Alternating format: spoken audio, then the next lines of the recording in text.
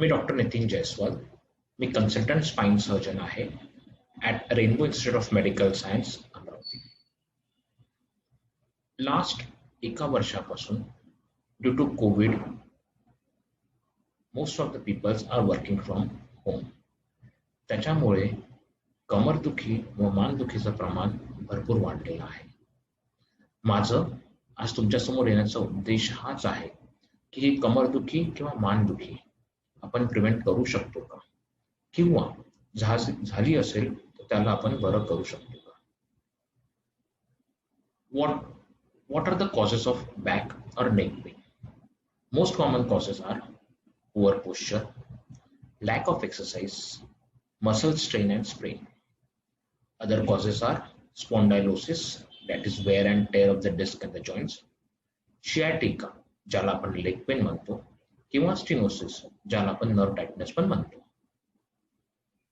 या सगळ्यात कॉज मधून सगळ्यात कॉमन कॉज आहे पुअर पोश्चर. आपल्या दैनंदिन जीवनामध्ये आपण उभं किंवा कसं बसतो याच्यावरती सगळं डिपेंड राहतं. जेव्हा पण आपण उभं राहतोय तेव्हा आपली मान सरळ असायला पाहिजे, हनवटी पॅरलल पाहिजे ग्राउंडला, तुमचे शोल्डर आणि कान एका लाईन मध्ये पाहिजे, चेस्ट एलिव्हेटेड पाहिजे, upper back erect, lower back slightly forward curve पाहिजे, ज्याला आपण लॉर्डोसिस असं म्हणतो, गुडघे आणि अँकल सरळ बघताना पाहिजे. तुम्ही इथे बघतच असाल सर्वायकल स्पाइन लॉर्डोटिक आहे, डॉर्सल स्पाइन कायफोटिक आहे आणि लंबार स्पाइन लॉर्डोटिक आहे. हे तुमच्या बॉडीचे नॅचरल कर्व्स आहे आणि हे नेहमी मेंटेन राहायला पाहिजे. जर आपण बॉडीला पाठीमागून बघितलं तर तुमचं डोकं आणि स्पाइन एका लाईन मध्ये यायला पाहिजे, इकडे किंवा तिकडे वाकलेलं नाही पाहिजे. आणि जेव्हा पण आपण बसत आहे तेव्हा तुमचे 3 natural curves cervical lordotic, dorsal kyphosis आणि लंबार लॉर्डोटिक मेंटेन असायला पाहिजे. दैनंदिन जीवनामध्ये असे काही फॅक्टर्स आहेत जे बॅक पेन करू शकतो किंवा वाढवू पण शकतो. तर हे फॅक्टर्स नॉर्मली बॅक पेन किंवा नेक पेन प्रिव्हेंट करण्यासाठी काय काय करू शकतो हे दाखवण्याचा माझा उद्देश आहे. जेव्हा पण आपण झोपतो, आयदर तुम्ही पाठीवर पण झोपू शकता किंवा साईडला पण झोपू शकता, पण झोपताना तुमच्या गुडघ्याच्या खाली 2 पिलो असायला पाहिजे, जेणेकरून तुमचा गुडघा म्हणजे नी आणि हिप फ्लेक्स व्हायला पाहिजे. त्याच्यामुळे तुमच्या लोअर बॅक वरती, लंबार स्पाइन वरती लोड कमी येईल. सिमिलरली जेव्हा तुम्ही एका कडेवरती झोपता तेव्हा पण तुमचे हिप आणि नी फ्लेक्स पाहिजे, जेणेकरून कमरेवरती कमी लोड येणार. सिमिलरली जेव्हा पण आपल्याला उठायचं आहे, मोस्ट ऑफ द टाइम भरपूर लोक सडनली उठतात किंवा सडनली बसतात, त्याच्यामुळे आपल्या कमरेवरती झटका बसतो किंवा लचक भरते आणि कमरदुखीचं प्रमाण वाढून जातो. तर नॉर्मली जेव्हा पण तुम्हाला उठायचं असेल, सगळ्यात पहिले तुमचे गुडघे, दोन्ही गुडघे जवळ घ्यायला पाहिजे आणि एका साईडला टर्न व्हायला पाहिजे, लाईक दिस. मग हळूहळू तुमचे गुडघे खाली घ्यायला पाहिजे आणि तुमची बॉडी वरती उचलायला पाहिजे, जसं की या पिक्चरमध्ये दाखवलेलं आहे. आणि नंतर तुम्ही सरळ बसायला पाहिजे. ऑलवेज जेव्हा पण तुम्ही झोपून बसत आहे तेव्हा 2 मिनिटं शांतपणे बसलं पाहिजे आणि नंतरच उभं राहायला पाहिजे. जेव्हा पण आपण खुर्चीवरती बसत आहे, मोस्ट इम्पॉर्टंट टिप इज तुम्ही बॅक सपोर्ट यूज केलं पाहिजे आणि तुमची कमर पाठीमागे टेकलेली पाहिजे. असं नाही की तुमची अपर बॅक टेकलेली राहते पण लोअर बॅक समोर जाते, किंवा excess flexion of the neck avoid केलं पाहिजे. त्यासाठी जे पण तुम्ही वाचन करत आहे ते तुमच्या बॉडीच्या जवळ ठेवायचं, इरेक्ट बसायचं. सिमिलरली जेव्हा मग तुम्हाला शूज घालायचे आहे तर नॉर्मली लोक समोर वाकून शूज घालतात, जेणेकरून कमरेवरती लोड वाढतो आणि बॅक पेनचं प्रमाण वाढून जातो. त्यासाठी आपण शू रेस्ट किंवा एक स्टूलचा वापर केला पाहिजे, ज्याच्यावरती आपण पाय ठेवलं की आपली कमर सरळ राहते आणि कमरेचं दुखणं आयदर होणार नाही किंवा झालं तरी प्रिव्हेंट बरोबर. आजच्या एरामध्ये मॅक्सिमम लोक कम्प्युटर्स यूज करतात आणि तो प्रॉपर यूज नाही केला तर नेक पेनचं प्रमाण भरपूर जास्त आहे. माझ्या ओपीडीमध्ये ऑलमोस्ट 10 पैकी 6 पेशंट्स नेक पेनचे राहतात.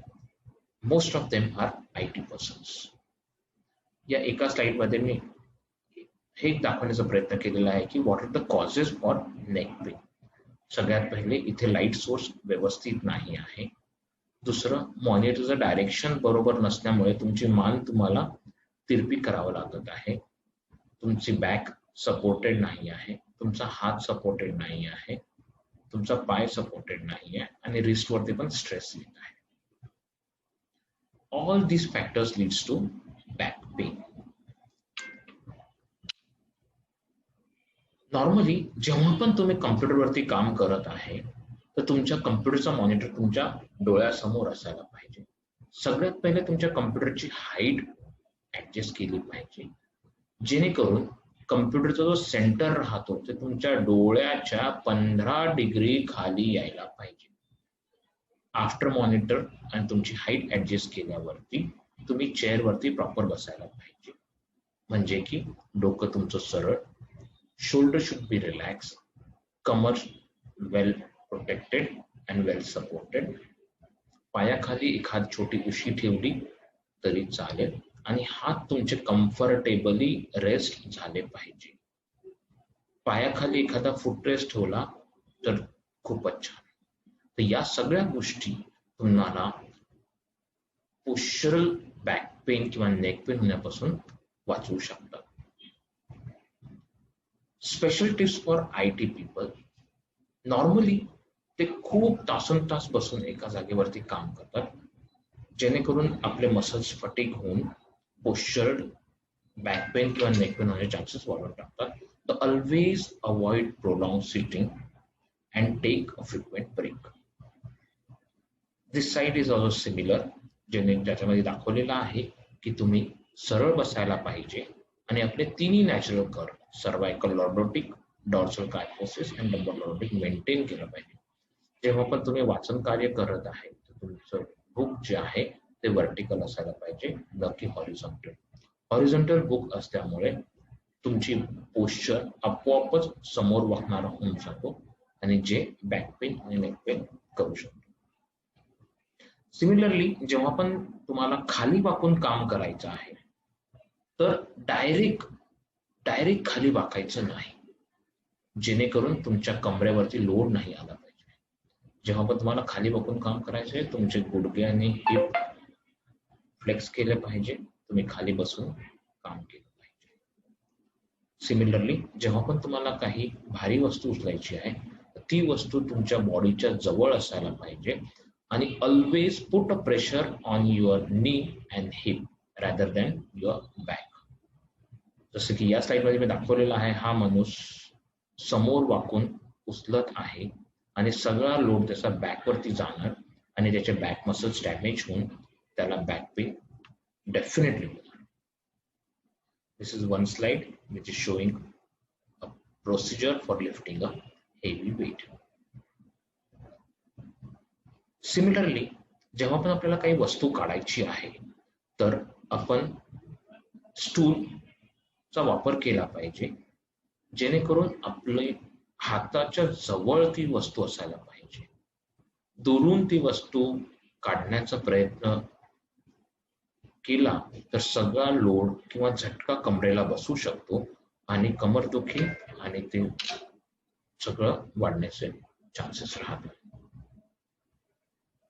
तर माझा तुमच्यासमोर येण्याचा हाच उद्देश होता की हे सिम्पल्स काही गोष्टी आहेत जे तुम्हाला बॅक आणि नेक पेन पासून वाचवू शकतात. थँक्यू.